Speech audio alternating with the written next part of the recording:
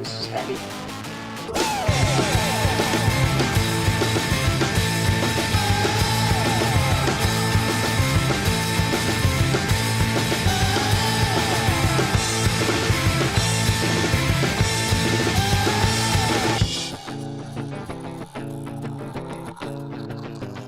Me and my wife's been doing Eating Alabama for a couple of years. Okay. And the podcast is an extension of that.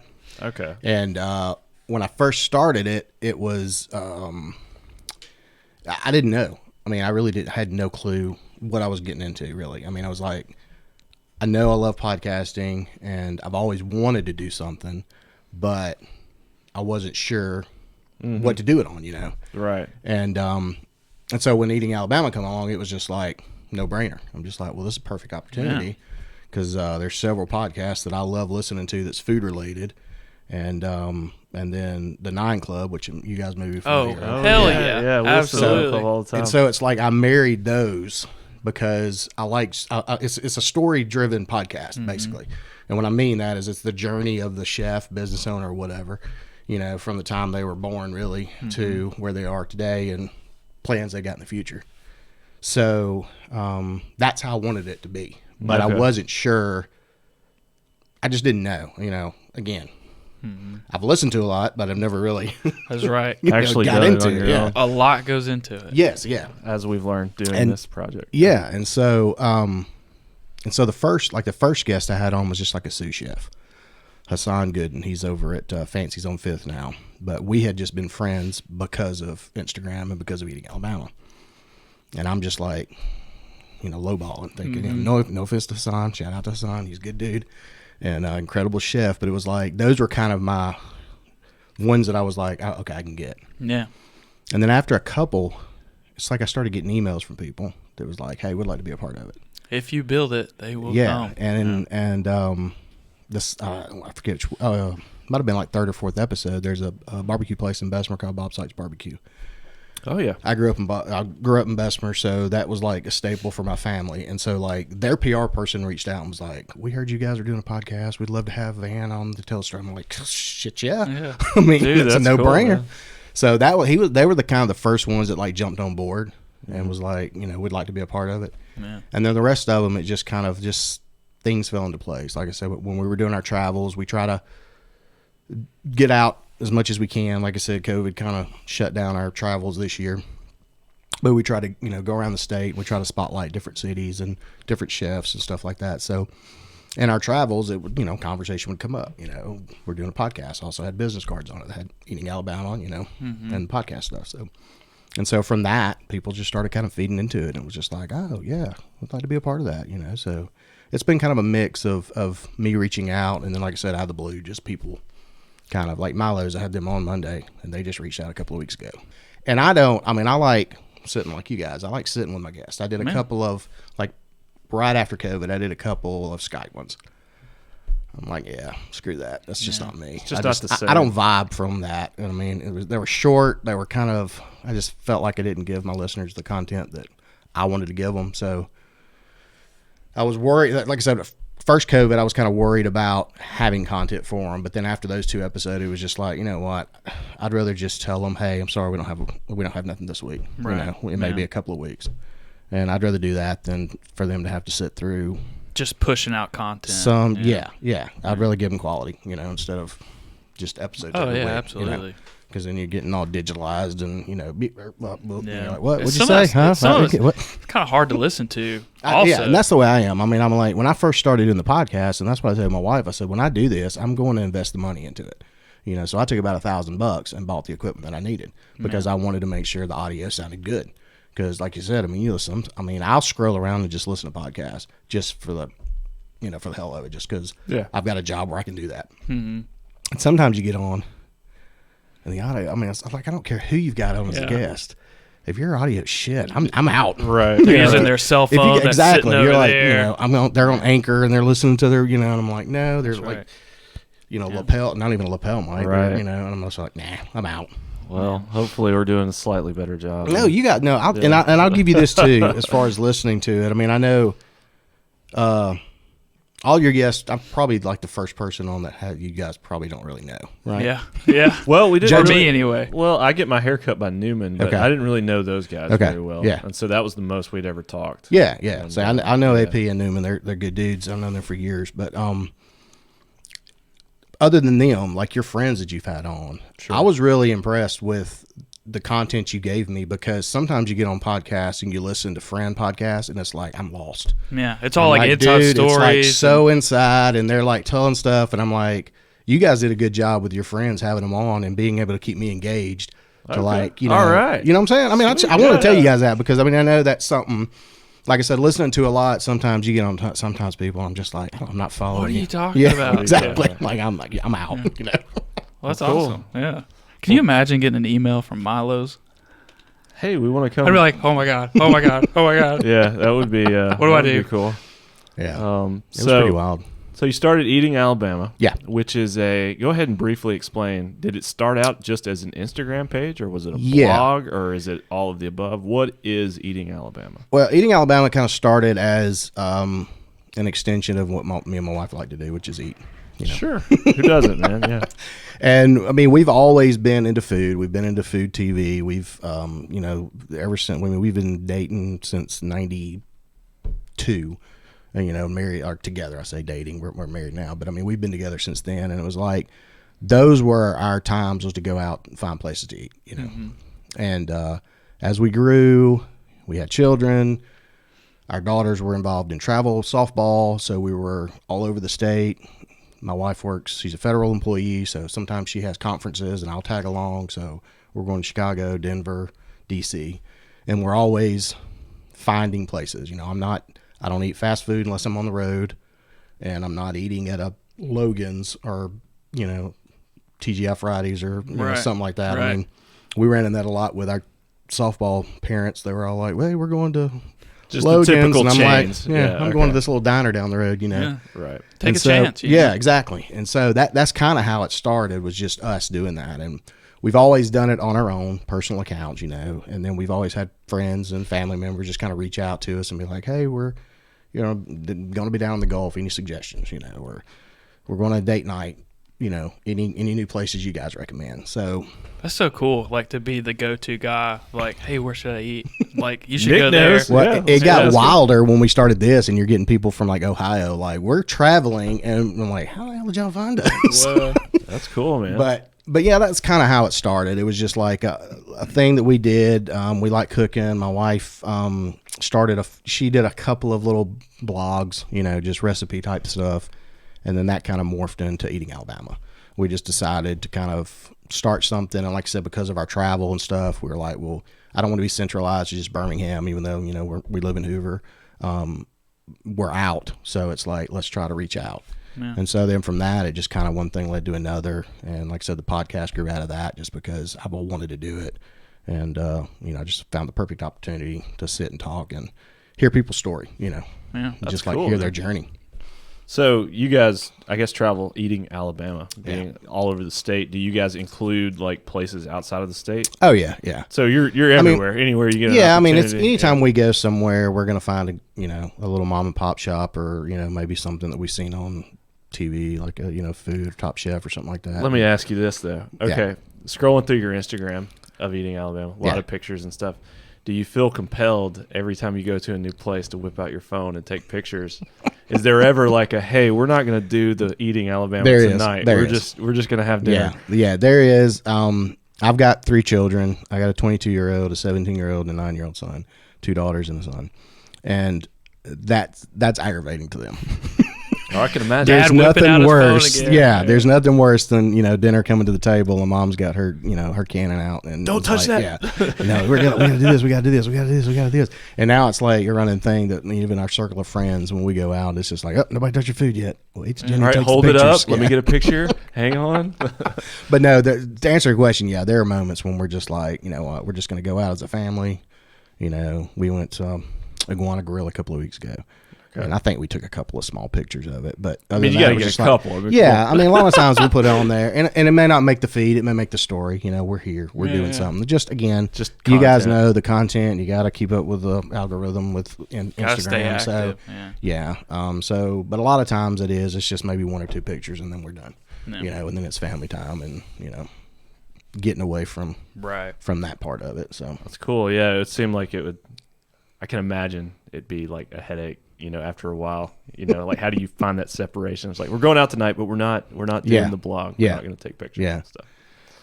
So we got to find the time. I mean, if it's it's obvious if it's a new place. I mean, if we go somewhere again, a lot of time that's typically sure. If it's a repeat dinner place or like I said, just a. So a lot of the places that you blog about, are you being invited, or do you just take that upon yourself? Like, hey, we're going here, and I'm just going to take some pictures, and we're going to post about it and share it with the world? I would say 90% we just go on our own. Okay. There have been those, and especially now that we've got traction over the past year or so, that reach out, and they're like, hey, we'd like for you to come check us out, kind of a thing. Mm-hmm. Okay. Invite. And well, especially you finding them, it's more honest. Yeah, I guess. that's the way I feel. I mean, that's what we look at it. We're not food critics. We're not there to critique their food. Right. We're just there to have a good dinner, and then if it's good, we want to spotlight them. And show them. So a lot of times it's like But if the food's bad, those pictures go right in the trash can. You're like, no, we're not going to talk about there's been those times. There's moments where it's just like, it's just not up to par. And John's Steakhouse. Yeah, we're not going to talk about John's Steakhouse tonight. And my wife's big into that. She's actually the one behind the photography. So she's like, she kind of handles more of the Instagram than me. But she's definitely the one that's like, if I don't like it, I don't want to. Sure. Share. I mean, why? Because you don't want to give, because then you're gonna have a follower go, man, I went there and that place was shit. It was terrible, right? Yeah, you gave me a terrible place. So, yeah. That's cool. Also, the weight of that too. People coming out of state. Hey, where should I go? Exactly. Like, oh man, I hope it's pressure, man. The pressure. Yeah, please be good. Dude, well, that's cool. Because I mean, the thing is, and here's another thing: we'll always give a restaurant a couple of times. If it's something we can't do. Fair. I mean, obviously, if we go out of town, we can't go back. But if we do something local, and it's like, you know what, chef could have had a bad night. Something. Just he may not have been there. The regular chef, the wait staff, who knows what's going on in their world. I mean, we're all humans. We all have bad days. We just may have showed up on that bad day. And so that's always what we've kind of taken it, because like I said, we're not critics. We don't try to tear people down, because it's like, we're all human. We all have our days. Did you ever work in like the food industry in any way, or? No, I mean, I worked in the Galleria at Boardwalk Fries when I was in high school. You're whipping up the fries. All right. So that was about it, And I did, my mother-in-law, she owned a Chinese restaurant in Vestavia for a few years, and I like part-time waited tables just to kind of help her out. But I've never been, I never really jumped into been it. Behind the the scenes. Yeah. Okay, I understand. You're just out there taking pictures and enjoying food. And that's what I try to, and I try to be respective of like the chefs and those that I have on, because I always tell them, like, I have no background in this, so this is just me as an outsider who just loves what you guys do, kind of thing, and just kind of I don't know. I just want to make sure that they don't think that I'm some kind of, because you get people like that that's like, we're Instagrammers, right? I Yeah. mean, Right. yeah. We know everything. Have you ever? We're influencers. Hashtag foodie. I'm an influencer or a foodie. Yeah, you hear that so much, which is crazy. What do you think the appeal? I mean, everybody eats, so I guess that's it. But I see an account like yours, or you and your family's account, the Eating Alabama account. It's got like 15,000 followers, which is insane to me. Yeah, we pulled it up earlier. And what is, I guess, the broad appeal? Because to me, it's like there's so many food accounts out there. What helps you stand apart in a way, I guess? Everybody loves food. Because everybody loves food. Yeah. I mean, maybe that's just in general. And I don't, my wife, again, she likes the aesthetics of our layout. Like I said, she's really kind of the person behind it. This makes me want to go eat at all these places. And it looks so good. She really doesn't like, other than if you show, podcast preview or something like that, she doesn't want any people in it. It's about the food. Right. We're it's not about us. Obviously we try to get our face out there occasionally just so people can have a little bit of a connection. Yeah. But it's about spotlighting the food and where we're going and what we're doing. And what appeals? I don't know. That's a good question. I mean, it's just Is it the content? Is it the composition of the Well, content? hopefully it's a little bit of everything. Yeah, that's what I'm saying. I mean, in this day and time, it's just like food just seems to be the hot thing.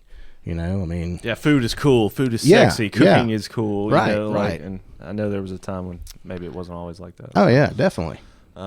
So it started out kind of as like just a hobby when you guys first were Yeah. like, hey, we're just going to start taking pictures of food we're eating, the restaurants we're going, and we're just going to put it out there Yeah. for anybody to follow. That's pretty much it. It was just like, you know, we'll see who likes it. And who how don't. long So- has Eating Alabama been going on? Well, it's been 2 years strong. 2 years. That we've been doing it. I would say we started in 17, but it wasn't until like July of 18 that we were like, my wife and I was just like, okay, if we're gonna, you know, go into it, we're gonna do it. You know, Yeah. when we started at 17, it was just like little pictures here and there. We didn't really, you know, we stayed active sort of, but we really didn't try to connect with any other, you know, bloggers or chefs. You know, it was more like just, you know, just here and there. Yeah. But then, like I said, probably on July of 18, that's when we were just like, okay, if we're going, you know, Yeah. what are we going to do with it? Is it going to be something we really want to, you know, go forward with, or is it just going to be what we've been doing? So, Yeah. so that's when we just kind of jumped in and was just like, started making connections and, you know. Yeah, I'm sure there's a point where it's like, okay, this is taking up a lot more time than just a hobby, you know, like just to invest the time in and to really be diligent about, you know, putting content out there Right. and everything. So where was that point where you're like, okay, this is kind of becoming, and maybe that's another question. You said your wife works for federal government doing, what does she do? She works for the Office of Surface Mining. They do like, they oversee like the surface mines. So Okay. the coal industry. Coal industry. Yeah. Okay, we'll just leave it at that. Yes. And there you go. then is this your full-time No, gig, I'm a or- warehouse manager. Okay. So this is still a hobby. So it's still a / hobby, yeah. but I would imagine it still takes up a good bit of time. It's something you guys are passionate about. Yeah, so yeah. justified. Yeah. I mean, it's stuff that we were doing already. That's Right, the thing. Because okay. like I said, we've always gone out to eat. We've always enjoyed eating. We've Sure, always enjoyed yeah. cooking and doing the stuff. Now we just happen to, you know, do a lot more Right. content. Well, you said you're getting creation calls and- from Milo's. I mean, that's like the big dogs. That's pretty you know, good. Yeah. here in Alabama, at least. Yeah, for real. So that's It cool. was pretty wild. What's the coolest thing that you've gotten to do, if you had to pick, besides Milo's, obviously? The coolest thing we had was, no doubt, Top Chef. I'm not sure if you guys are familiar with that show. Sure. Show on Bravo. We've been fans of it since like day one. And that's probably our only like religious show we watch, as far as like our show we watch religiously. You know, How long it's has that show been going on? This past, I think, was 17 seasons. Okay, So it's been going on. It's yeah, been a it's while. been a while. Yeah. Okay. So 2 years, or the season before last was season 16. There was, and this was right when we were kind of getting going with our account. But there was a chef, Kelsey Bernard Clark, out of KBC in Dothan. And so we're like, hell yeah, Alabama girl. Yeah. You know, so, and we always pull, you know, we're always like, we get one of the chef testants that they have on the show, and we're like, that's our person. Right. So for those of us who do not religiously follow That's Top true. Shelf, I guess give me I should give me follow a that. quick synopsis. Very of what bad Top podcasting etiquette right No, there. you're I'm good. not You're telling good. people. No, you're good. I am familiar with the Because show. I'm used to being, you know, on the side, the other side of the mic, where most of my listeners pretty much know what Top Chef is. So, so Top Chef is basically a show on Bravo where they get some of the greatest chefs across the U.S. And I think it's like 20 of them. And they just basically, it's just a competition. And then like each week they kind of whittle it down to your final. So whoever's- every season is like you're following the same chefs who make it to the next level, or is it just episodic? Like after like one episode. No, I think a full season you follow. Yeah, a you chef follow to the end. chef. Okay. So like I To said, I be think Top Chef. it's around 20, maybe so, or maybe over. But chefs that they start off with, and then like as each episode goes, Okay. you know, they have the competitions, and then each one, you know, somebody gets. Eliminated. You Is this the Yeah. one where they give them like a basket of random ingredients and they have to make a meal out of it? No, That's I forget another which that one show. is. Yeah, Okay, that's but a totally different one. I get confused because There's are a so lot many of them, chefs. but Top Chef was probably the first one that really. I think started it all. I mean, obviously, Okay. you know, they're 17 seasons. Yeah, that's pretty. But long. so that's pretty much what it is. So she got on, and we're like, hey, Alabama girl, you know, we got to represent. So obviously we found her on Instagram, shared, you know, hey, you guys tune in, Top Chef tonight, you know, check out Alabama's, you know, Kelsey Bernard Clark, you know, support, blah, blah, blah. So as that went by, it's like she started kind of messaging us and just being like, hey, thanks for the support kind of stuff. And then there was times where she was like commenting on our post. So it went from just like, just messages to commenting. And so we kind of got a good rapport with her, become friendly. And she got pretty deep in there. I mean, she was like final. Okay. And she actually won it, to be honest with you. Really? But, Spoilers. Yeah, spoilers. Spoilers. So what season nobody was go it? up 16. So 16. 16. Okay. Yeah. Alabama represent. That's right. So I'm gonna go back and watch the final episode. they had City of Dothan put on a little show finale kind of thing where they shut down the block. They had like a big screen TV and just like a party on the street kind of thing. Just there to support her. Okay. Yeah. And she had shared it, or either her restaurant did, and so we were like, hey, if you guys are, it was like a Thursday nights when they usually air Top Chef, if you guys are anywhere close, South Alabama people, if you guys are close, just really just saying, hey, you guys got to be there. Mm-hmm. So she reaches out and is just like, you guys got to be here. Whoa. So she's like, let me get somebody in touch with you. So next thing we know, we get an email from like the City of Dothan, and they're like, hey, we got you a room set up. We got you VIP to the after party thing. Dang. And so then we got down there, got to meet her, saw the show. Like I said, she won it.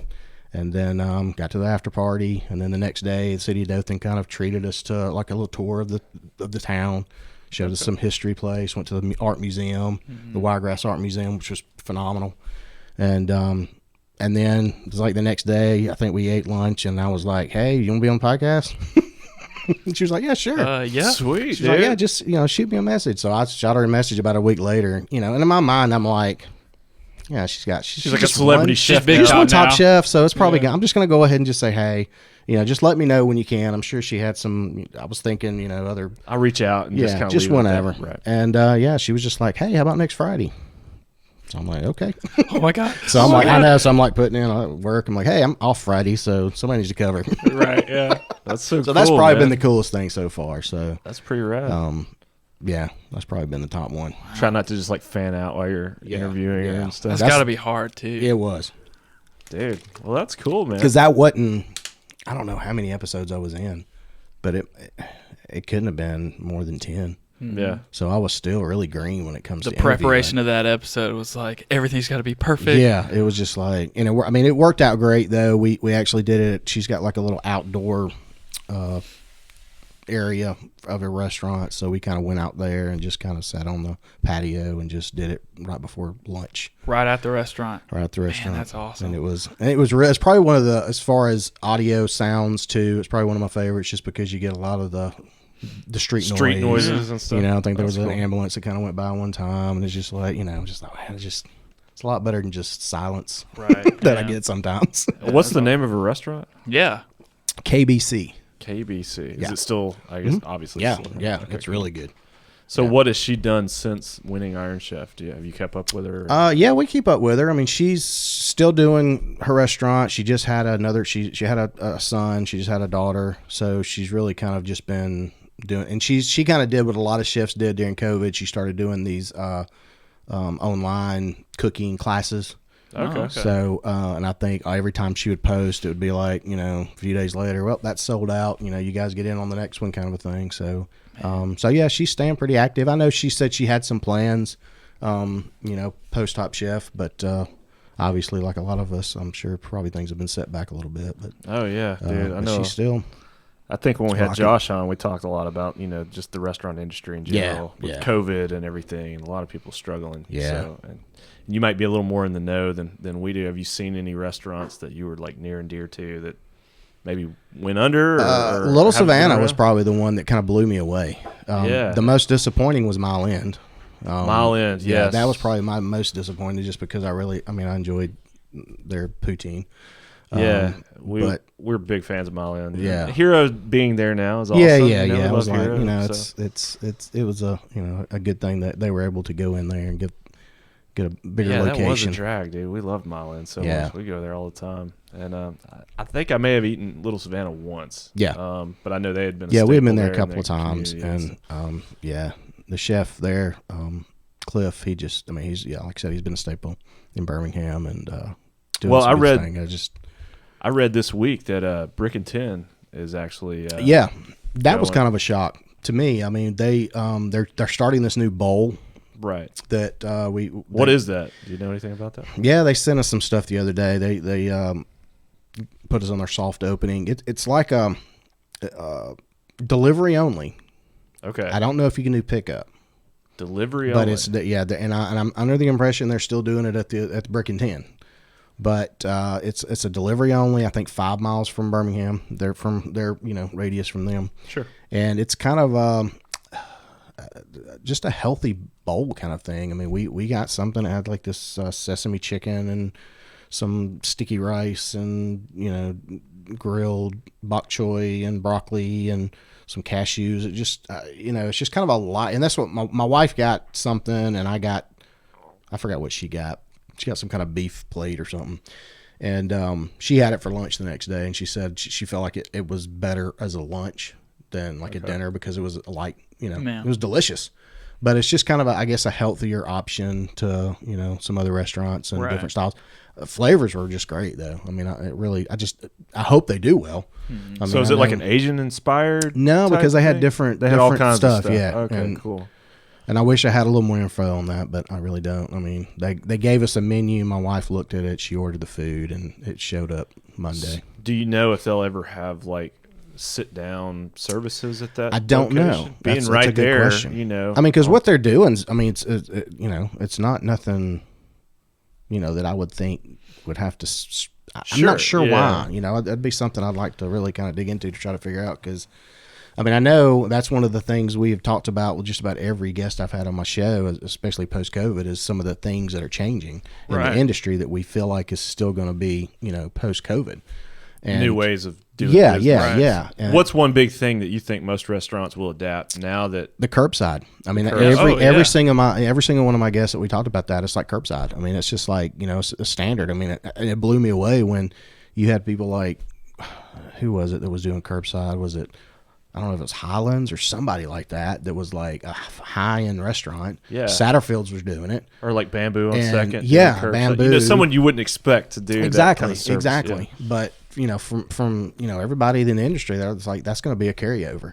That's just going to be a standard, And Milo's, we were talking about that the other night. They're going to start offering it, and they're kind of the same way. They're like, yep, Well, why not? Just Here throw it in on the out. box, come get it, Yeah, take yeah. it home. Just- Why wouldn't we? You I just mean, sell and, more and I'm food. honest with you. I mean, like, I'm not a big Chick-fil-A fan, but my kids love it, and it's so convenient to my wife. Like, put it on the app. Boom, it's there. I'm driving home from work, and now I'm like, when I'm number 6, and and then somebody comes out and brings me food. I'm like, well, that's dope. I mean, That's pretty cool. Does that mean we're getting lazier? Yeah. Oh yeah. Oh yeah, yeah. It's getting to the point where we don't want to go New anywhere forms of anymore. lazy. Yeah. Yeah. But that's really probably the biggest thing that I think's, and I'm sure there'll be some other carryover. But I mean, cool, again, you order food and somebody brings it to you. I mean, that's It's hard to beat. And Yeah. I don't understand why some restaurants, I guess because they would classify themselves as more of a high-end restaurant, like you said. Yeah. Like we don't do carry-out. Right. right. Yeah. But Come and they enjoy the started food doing here. carry out. Right, and you kind of have I mean, they didn't have a choice. I mean, it was either Right. that or shut your doors. And I don't think a lot of those restaurants could shut their doors for too long. Sure. I Do you mean- think there's a fear that there would be in some ways a quality loss by the There is. by I mean, putting it really in a is. container, taking it home? There's no by doubt the about time it. you eat it, it's probably not as hot. It doesn't as matter the what you chef would get want. unless you live a couple of feet from the restaurant. I mean, anytime you put something, and I'm sure there's probably some companies coming out with some new containers or something to try to help. But I mean, Your fries will not get Yeah, soggy in yeah. our container. Yeah. exactly. But I mean, there's no way. I mean, you're still gonna have some kind of, level of. It's just not gonna be the same as if it comes to you on a plate. Yeah. But like, there again, some people, it's not that big a deal.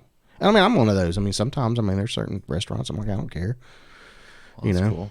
So when you're not taking pictures of food and blogging about all the new restaurants that you're going to, what else do you do in your free time? That's pretty much it. I mean, yeah, we all eat. So I don't know. I saw some skateboards. Yeah, on now your I Instagram collect feed. skateboards. I've been a skater since like '88. that was surprising, and man. so I don't skate as much as I used to, but I saw the new Mike V board. yeah, All that was about it. rad. Yeah. I really So liked it. you order these skateboards and you just use them for decor, They're or you wall just decor, a collector? Yeah, I've got about 25 on the wall and probably about another Oh, dude. 10. I can see in the that, man. closet. Like in your man cave or something? Hell no. I don't even have a man cave until I kick my daughter out of the basement. They're in the living room, baby. As soon as you walk in, boom. They're in the living room and my wife's sewing room. I've got a couple in the bedroom. So when did you get into skateboarding? Probably 88, 87, Okay. something like that. Cool. I was about 13. I was about the same age. I Yeah. think I picked up my first And- board when I was 12 and consumed my life Yeah, for the next. That's kind of what it was. I think we got like 5 or 6 skateboards just hanging around, Yeah. hanging on the walls Yeah. in here, just that we Awesome. collected over the years. So you traveling around to different skate events and stuff, and Oh, I was watching all going to the ask. pros. Do you know the ETA? Not to step on that question. That's fine. Just cut me off. Go ahead. No, Never you're mind. good. I was gonna before I have a tendency of like losing a question, Oh, so I have I'm to the ask it same like way. immediately. If you've heard many of my podcasts, I do that. But I will backtrack. The skate park that's Yeah. going to be built. Yeah. Do you know what the ETA is on? I that? haven't heard. We went to the It's- event that they had that Faith put on at Cahaba Cahaba. Brewing. This Yeah. is probably 3 months Yeah, ago or yeah. something, and they kind of talked about the two I main watched designs. the stream online. I wasn't able to come out, but Um, I haven't heard exactly what the detail is. okay. As far as I mean, Aldot's in. That's all I know. Yeah. But it's just like, Is it Faith behind it? Faith is the one, like, Peter's just been the He's voice. the one who definitely He's been the initiated it. voice for Birmingham for Absolutely. years. You Oh, know, yeah. he's been just saying we need a skate park. We need a skate park. You know, and I know he's raised money over the years. I don't know how much. I'm sure. I mean, obviously they are giving him and others, not just him, but others in the skate industry or the skate community, a chance to kind of make the park, Yeah. which is a huge blessing. So we don't end up with some crap like Homewood. Yes. Yeah. I mean, Well, so- Yes. the event that we went to, they had the guys, I assume from California out west, were the skateboard mecca, and Right. they were here, and it's going to be like a skate plaza. Yeah. You know, and seeing, I don't know if there's designs online that people. Can Yeah, look at I'd and seen stuff. the design. But man, it looks so cool. Yeah. And it's going to be so rad. And I just the gotta last have time an I old man friendly place. That's all me, I know. man. I know. I'm gonna have to go at like 6 a.m. when nobody's there, so I Yeah. can like learn how to Yeah, ollie again. Rodney you know? Mullen style. Show Yeah. up and start Yeah. skating at 2:00 in the morning. But it's really cool, man. Just driving downtown on the interstate and Yeah. and seeing just all the lights and stuff lit Right. up. And I don't think they really have a ton of progress under the bridge. It's going to be like the whole city walk. Yeah, You know, the skate park will be a part Is of it. that what they're calling it? City Walk? City walk? City yeah. walk. And it's going to be like a whole park thing, and it's mile long or however long it is. yeah, And over there by the art museum, I think is where the park yeah. is going to be. That's where the skate park's gonna park. be, yeah.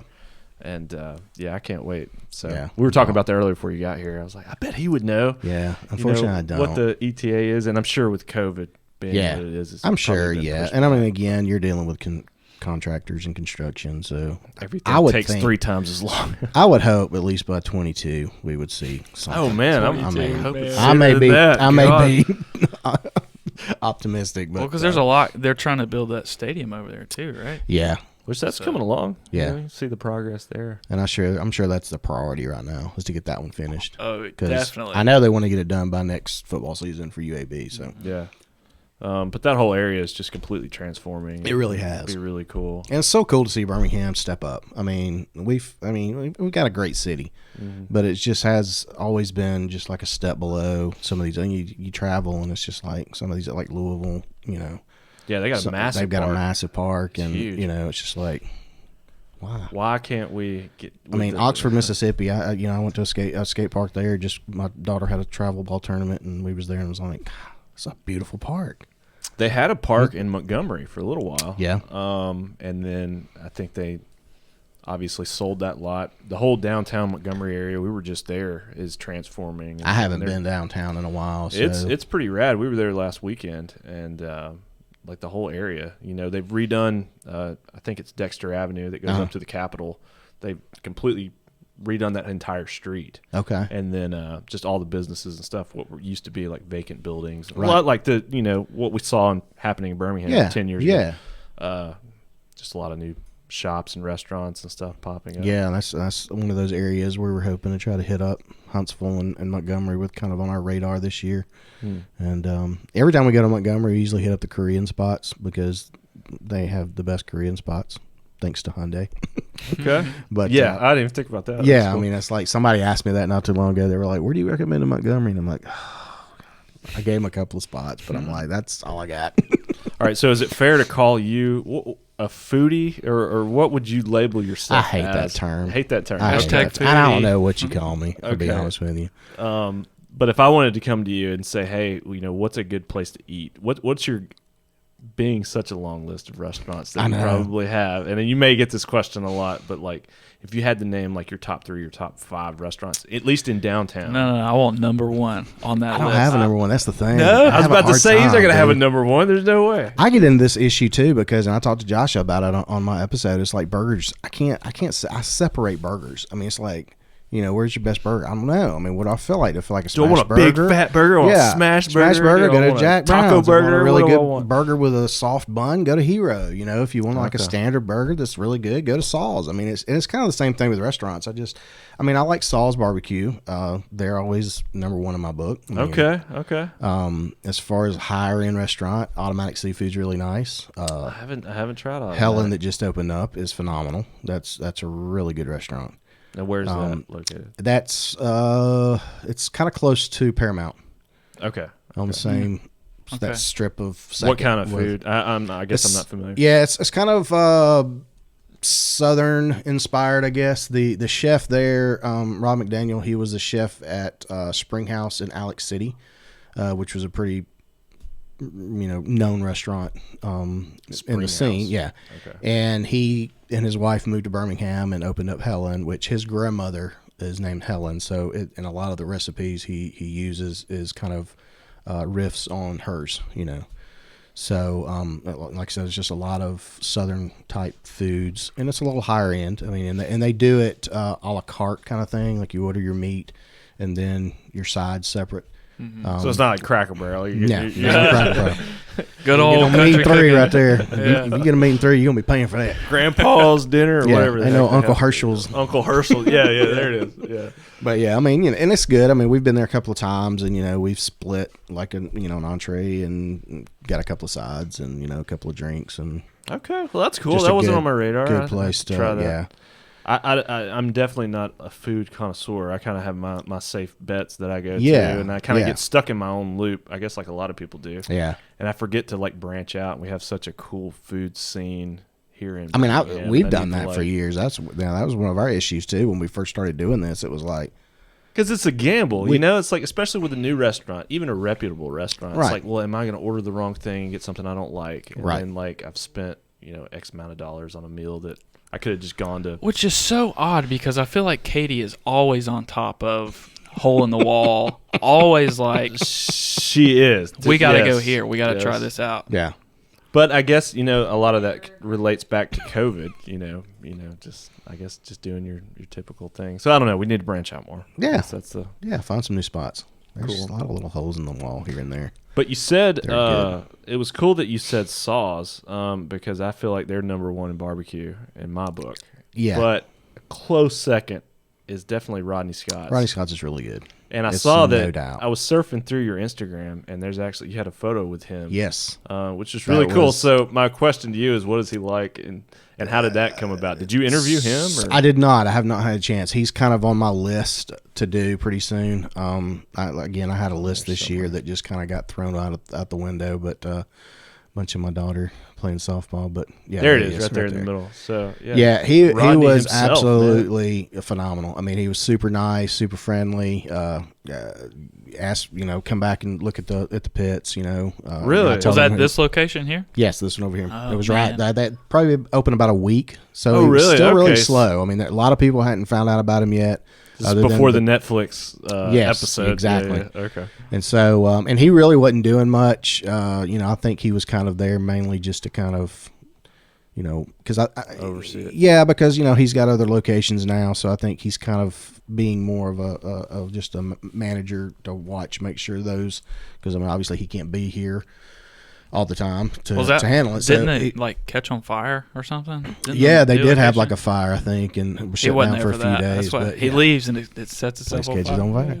But I mean, barbecue joints are notorious for that. I mean, Well, I know they released like a statement on social media, and they're like, "Well, this is what happens when you have open pit barbecue." yeah, I mean, it really does. And so I think they were closed for like 2 weeks, Yeah. or even longer, maybe. And I saw like Serve Pro there, and they're trying to get the place Yeah, back open. I mean, that's kind of one of those things. I don't know what kind of insurance that you have to pay to be have in the like barbecue industry, but nonstop. I mean, they fire those things up at what, like 3 or 4 in the morning? Yeah. And just run all day. some long? of them run like 24/7. 24/7.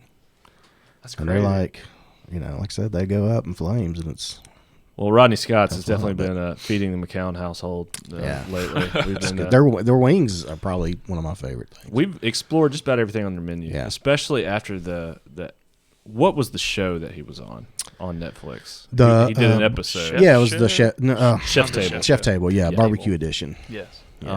After I watched that, I was like, dude, I have to go get Rodney's right now. And probably 8 Rodneys for the next week. Oh, yeah. After that, Yeah, So, we were talking about that the other day. We were over in Avondale. My wife was like, "We gotta go back to Rodney Scott's. We haven't been there in a while." So I'm like, "Yeah, Was it this location on the show? They talked more about the South Carolina, yeah, location. his home location. Okay. Yeah. He's got. I know he's got 2 in location. 2. One's in Hemingway, which was the original one, and that was the one. Is that his- still open? Yeah, Okay, and that was his parents. his place. parents. That was just like a convenience store that they just started serving Just painted it burgers out blue, of, yeah. and then they started doing barbecue, and then he kind of learned how to do it, and then.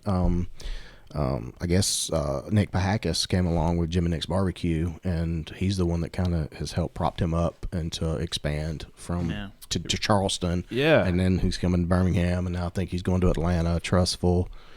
That There's makes one sense up now. in downtown Homewood, but Yeah, so they're going to be all over the place. But yeah, Yeah. that makes sense because after the Bottle Tree closed, Yeah, it and then was became the Saigon. Pho restaurant. Saigon Noodle House. Yeah. Saigon Noodle House, which And- we loved. We Yes, would go there all yes. the time, even though we were so heartbroken to hear Yeah. that Bottle Tree was. Yeah, that I was know. That's one of those step back things in that's time. like, I don't want to see that go, but But right after Saigon was then changing to what is now Rodney Scott's, Right. I heard Jim and Nick's being tossed around. Yeah. And I guess that's where it came from, his Yeah. business partner being involved with Jim Right. and Nick's. Because I was like, Jim and Nick's, really? We got Saw's right up the street. Why do we need a Jim and Nick's here? I know.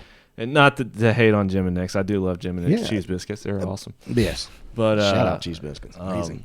Then it was like, oh, we got this James Beard award-winning, barbecue chef that's coming up Which in is a restaurant, crazy. which is I mean, really that's crazy. just crazy. There's only 2 pit masters that's ever been. Yeah, and James I Beard. was totally foreign, and of course, being in our own backyard, living in Avondale. Yeah. I've since learned more about how reputable that award is, Yeah. and how awesome that is to have him. I mean, here. just being nominated for that is like It's really I mean, cool. that's a badge of honor because Yeah. I mean, it's a hard thing to get noticed. awesome food. So you said you're a burger lover. You mentioned Jack Brown's. I love Jack Brown's burger. Yeah. Oh, Is there yeah. any? I mean, I guess that's probably the number one food most Americans are familiar with. Yeah. Is the good old fashioned hamburger. Oh yeah. Is there any place off the beaten path, or maybe somewhere I haven't heard of, to go get a hamburger that maybe I haven't tried, or anything you would recommend?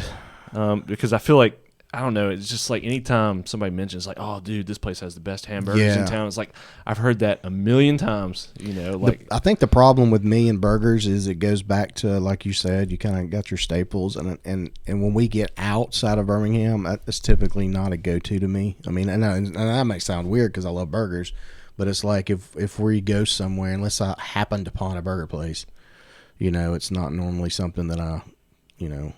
Who's that dude that's got like the burger show on YouTube? He's got like the big mutton chop, sideburns, and he's always doing like. I know who you're talking. I hamburgers and can't. I don't know. stuff. He's a really cool Yeah. dude. It's really interesting Yeah. watching him cook burgers and stuff. And What's that guy's name? I can't think of his name. Is it the He owns X Egg-Slut? Yeah. He's like a Filipino guy. Yeah.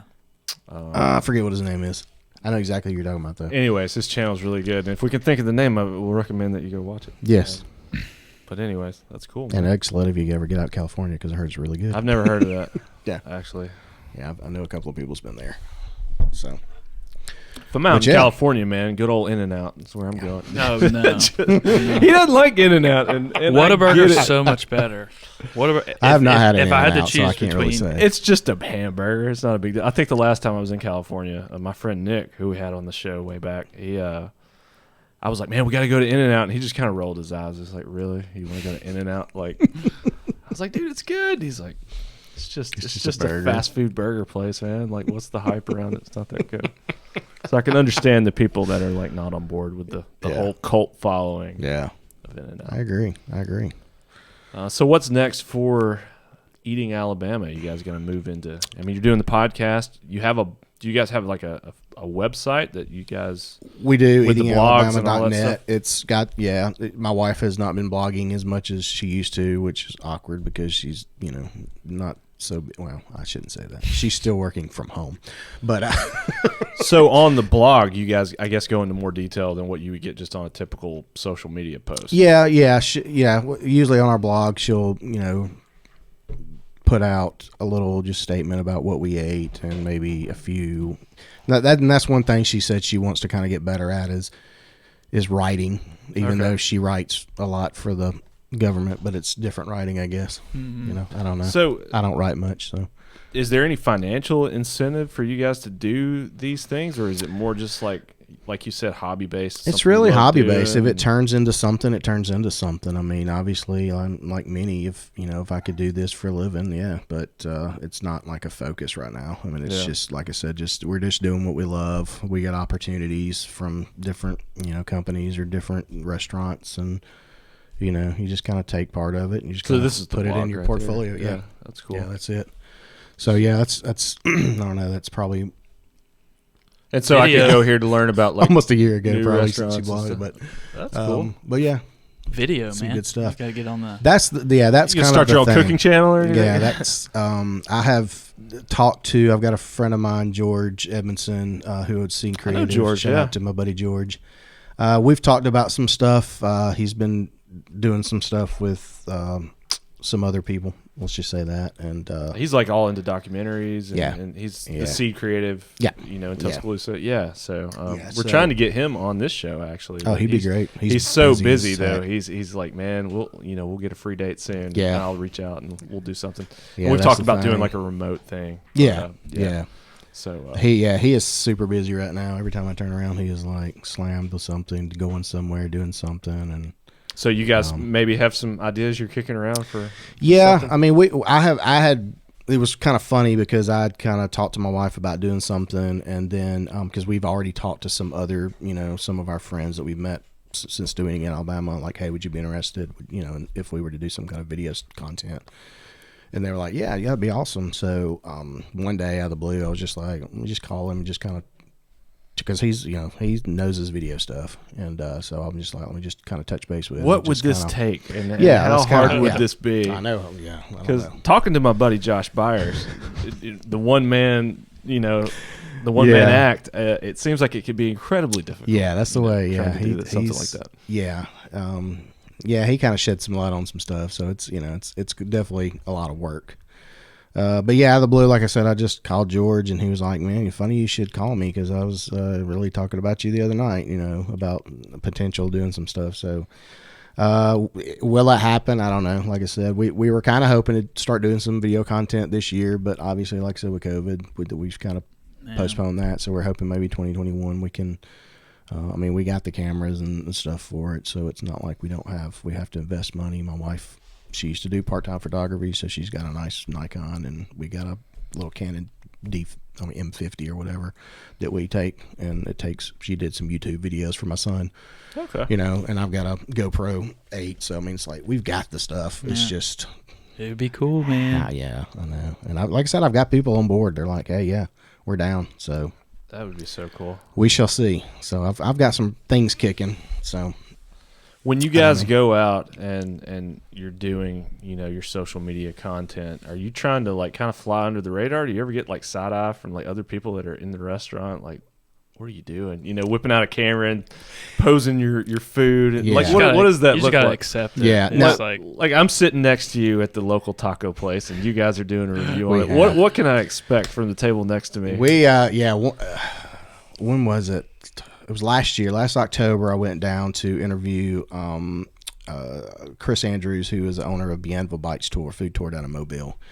And so we had a little weekend getaway down there, and we went out to a restaurant, SoCo Oyster House. I think it's SoCo or something like that. But and we were sitting there, and it was a smaller, more intimate kind of a restaurant. And we're sitting here, and probably right here is like the next table. Just like two tops. Yeah. And we're doing our thing, and we've gotten better. My wife has, and we carry this small little LED light with us. I was about to say, you'll set up a giving flash. My secrets away, but she's big she's reflector. a stickler for crappy pictures, just like I'm a stickler for crappy audio. So she's like, she had researched some of her favorite blogs, and they were like, this is what they use.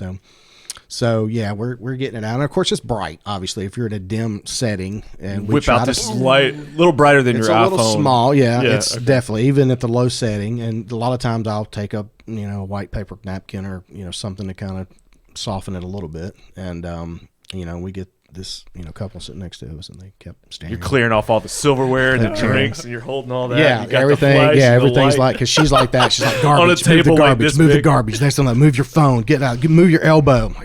I'm like way out here. Yeah. But so they're like looking over, and every now and then, just who kind of are catch you? them. And then finally, of course, they had about 6 drinks in. So finally, I guess they got the nerve up, and the guy was like, "Hey, what are you guys doing?" So then I gave us opportunity. We're We're a big food blog. deal, Yeah, you we're kind know. of a big deal. We're kind of a big I don't know deal, if you're from yeah. Alabama, but But we got this little Instagram account with about 15,000 followers. Yeah. And so So they were all pumped up about it, and they were like, "Oh my gosh, are you going to write about this? Where can we read it? Where I get can your we do autograph?" this?" Yeah. So I mean, yeah, we get that sometimes, but okay. and like I said, she was always really kind of nervous to do that. 'Cause That's she's always me, like, man. I'm afraid I'm bothering absolutely. somebody. Of course, now in COVID, you're easy because there's like nobody beside Sure. If you're wearing a mask, they'll never know who you are exactly. anyway. But even then, like I said, they're the next table's 12 feet down, so you're not really bothering anybody. But she's gotten better over the years. It's just kind of like the more you do it, it's just kind of like Yeah, whatever. we're doing our thing. It takes 5 minutes, and we're stuffing our face. So Well, that's cool, man. Yeah. Well, I enjoy looking at all the content and stuff. It definitely makes me hungry. Appreciate it. Yeah. So, my job. Make you hungry and It was working. go visit those people. Yeah. so we talked about when we first got here the Milo's thing. You said Yeah. Milo's reached out to you. Yeah. So Milo's being such a big company, who do they assign to Are you talking to like their head PR? Yeah, it was the marketing. person? Like I said, she again, one of those just connections we've had on Instagram, because she does the Instagram account, and so she's just a fan of what we did. And So just what was does that look like? Like when you go and meet with Milo's, are you sitting down at one of their restaurants and just talking about Well, food? we Or went is to that their a corporate podcast office. or what Yeah, was it's actually going to be this week's podcast. So Okay, it'll be okay, out cool. tomorrow. Oh, sweet. All right. And so Little plug there. Yeah, little plug. Links to that Alabama. in the description. And, Yeah. But well, I just went to their corporate office. Well, first the address I got sent to the corporate. The Sweet Tea office, which they're a separate entity. They're separate companies. So now. I get out and I go in, and I'm like, nobody's here. So I like call the PR guy, and I'm like, hey, you sent me the wrong address. Yeah. So he sent me the right address, and then finally I got to it, and just their little small little corporate conference room they had, and just able to set up my equipment and just go at it. And just I'd imagine it like Coca-Cola, like the AV company. He works. I work for that you used to work for. Yes. We did a lot of corporate stuff for them. And Okay. I'm like, dude, we're working at Coca-Cola, and it's Yeah. nothing like I imagined. Oh, It's just that's offices and you're right. and conference rooms and stuff. Milo's is probably the same thing. It's just a small conference room and a small brick building Yeah. off Green Springs. So you do your research before you do your podcast? Like what kind of questions do you go in? It's like, how do you make your hamburger? Yeah. Where do you get your cheese? That one was a little different. I don't know. I yeah, feel like that one was a little different, and I enjoyed doing it because, again, like I said, a lot of the stuff I do is based around the journey of a chef or a business owner. yeah. So I would think like So smaller. that's always restaurants. so that's always just like, where were you born and raised? What were some food memories you had? Just kind of, where were your influences? How did you get into food? And that just kind of, and again, it's a conversation just like we're having. Yeah. And it just kind of organically goes. And with that one, they were kind of wanting to really tell the story of Milo's, and then obviously kind of cover some of their community missions that they're doing. So I still plugged in some of that stuff because I still want to do that personal connection to the How person. did you guys get into the So, chicken sandwich game? Yeah. So it was mainly just like, again, getting a little bit of their background and then just going to, tell me about the food, what's the menu items, how to, and we did. I talked to the area manager there. He'd been there for 30 something years. So it was like, what, you guys come up with some crazy stuff. Here lately, there for a while, it was just when I grew up, Milo's, over in Vestavia, it was just, you either had a regular Milo's or cheeseburger. Yeah. There was no chicken. Was there was nothing. Yeah, it was there's just nothing. that. And so I just kind of talked about how they have kind of done some R&D on their foods and kind of come up with some ideas. And a lot of it, they said they got from people that eat there. They would suggest stuff. They would send them emails or talk to. Hey, your a ice cream manager kind of sucks. Maybe y'all could step that up a little bit. And yeah, just kind of one thing led to another. And Well, that's cool, Now man. they've got like a bunch of stuff on their menu, and they got new menu items coming out. Any other chefs from Alabama we can expect to be on the next Iron Chef? I don't know. Who should be on my radar? I should be looking at. Have you ever talked to Chris Hastings? I have not. He was kind of on the list, and I really missed the boat on that because I probably had a good opportunity with Hot and Hot being closed down during COVID. But I just never did reach out to him. So yeah, but I know I've talked to the PR people at Pepper Place, and I have connections to him. Like they've told me anytime I can. But like I said, that was one of those that I dropped the ball on. Are they back open? Yeah, they opened up sometime in October. Okay, so they're all right. Yeah, a couple of weeks ago, probably Still a few doing weeks good. ago. Yeah. And so he's just over Hot and Hot. Is he over another restaurant too? Oven Bird, which is also yes, right over there in Pepper Place. Yeah. Yeah, we were there for the AV company I worked for. Did the Doug Jones when he was beat by Tommy Tuberville. They had like the little party thing there, and so kind of got to talk with the bartender about Oven Birds and stuff. Pretty cool place. Yeah. So, any other restaurants that need to be on my radar that maybe not, or maybe new restaurants you're excited that are coming to town?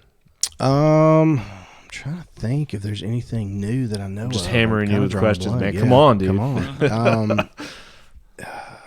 I can't think of anything new. Well, we talked about bowls. Bowl. There has bowl's good, but you figure COVID things have kind of even in the some people have opened during COVID, but I guess a lot of new investments and stuff are probably on pause. I would think. Yeah, it's like, probably let's taking it see slow. how this goes. Like I don't want to open and then have to close down a month later. Right. Yeah. Eugene's Hot Chicken opened up in Hoover, which I was pumped about that. That helped me. Where do you guys live? I live in Hoover. Y'all are in Hoover. Okay, cool. Yeah. Just right over there next to you. Also, there's a place in Hoover, Kebabalicious, which is really good. Kebabalicious. It's like I would imagine they have kebabs. Yes. They do chili, Alex. It's a Chinese They place. do hot dogs. Sushi bar. Yeah. But no, it's like an Indo-Pakistani place, and they've, it's kind of one of those mom and pop places that's been hanging on, and they've been doing a good job, and we pop our head in there when we can, and they got some good food. I'm trying to draw a blank right now on anything else. No, dude, that's awesome, man. Go to Eating Alabama and just follow There the you blog. go. Follow along. There you go. Yeah, that's. Don't ask me. Look at the blog. Okay, but I want to get back into skateboarding because we did Yes. talk about that. Alex so rudely interrupted me. Yeah, we about did. skateboarding. Sorry about that, man. I'm down for that. You're the worst. He is the worst. I love him though. But I don't remember what we were talking about skateboarding. But you do skate. You're into skateboarding. We talked about the 9 Club. We're all about that. I'm more skate culture now than I am skater. Same.